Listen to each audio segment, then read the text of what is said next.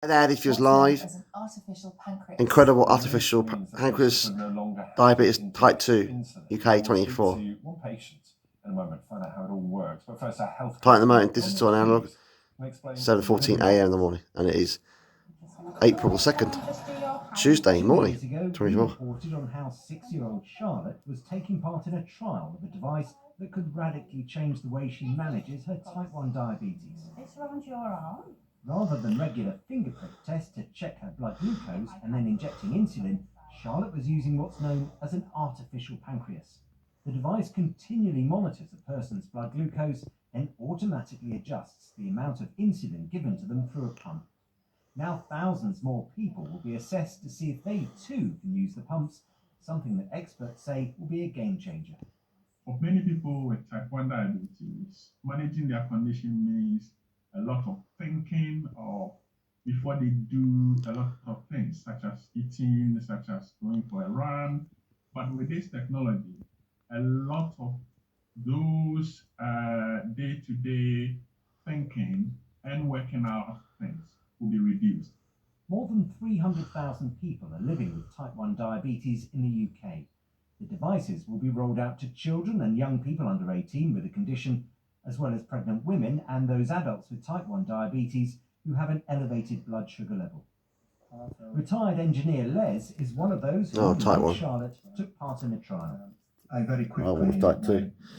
Excuse the video. It was just a tremendous improvement to the point where I'm now below the diagnostic threshold for type 1 diabetes. I feel healthier in myself, more able to do everything. What's my glucose? Okay, viewing. You're 5.9 and steady. The devices are already available in Scotland for some patients, but they don't suit everyone. And NHS bosses have warned of challenges in getting enough supply of the devices, plus the need to train more staff in how to use them. That means it could take 5 years before everyone eligible has the opportunity to have one. Dominic Hughes, BBC News. Well, joining us here on the sofa now is 8-year-old Charlotte, who has an artificial pancreas, and her mum Ange, who also has type 1 diabetes. And joining us from East London is significantly passed on. From Diabetes UK. My granddad had diabetes when he got older. I'm going to ask you the very first question this morning because my sister Ray had it. You're a bit of a superstar for us as well. You have, but I haven't got diabetes at the moment. My other sister Laura hasn't. Tell us what difference it's made to you. Well, Ange. It's for us, it's given us back our lives basically, because so much time is spent constantly monitoring, constantly thinking, having to do manual interactions all the time. But this system being in place is the brain working in the background and has just freed up so much time, and sleep as well. More sleep, which is always a good thing. Charlotte, if I could just get you've actually got this piece of equipment in your hands. I know, Ange, you're wearing yours at the moment. We'll just hold them up just a little bit. We might be able to show everyone. There you go. So what can you tell from this? What does it show us? So, do you want to explain? No? Okay, so on this is the bless her, she's nervous. Of it. And on here we can see our current blood sugars. That's updated every 5 minutes. And it also tells us about if it's giving us insulin or if it's stopping the insulin to stop us having a hypo. And as my sister had, unfortunately. We need to give it attention. And she died of it. Yeah, it's got everything on that little screen there that helps us manage our diabetes. And so you know a lot more about how your body's responding. What does that then change day to day? What does that allow you to do, or in some cases not need to do?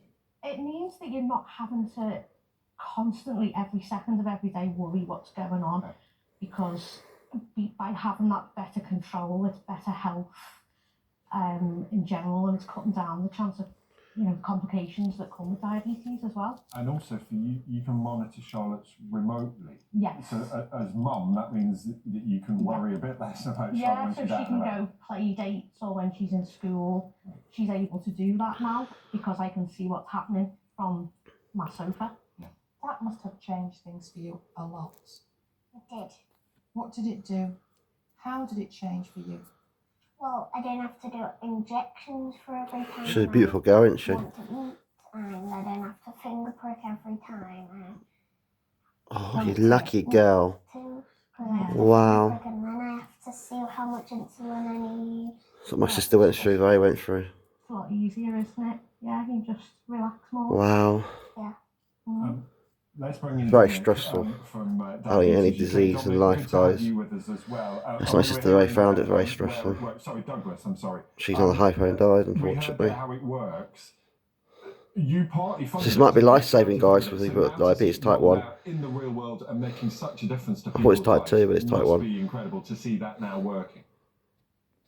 This technology is transformative, and as Charlotte mentioned, it brings back a lot. The real solution to trying to avoid having diabetes is not to overeat on bad food if you can avoid it. And you should have a healthy life. But as you get older, you probably will, hopefully, you might not get it, but you'll probably, like my granddad did, you might get it.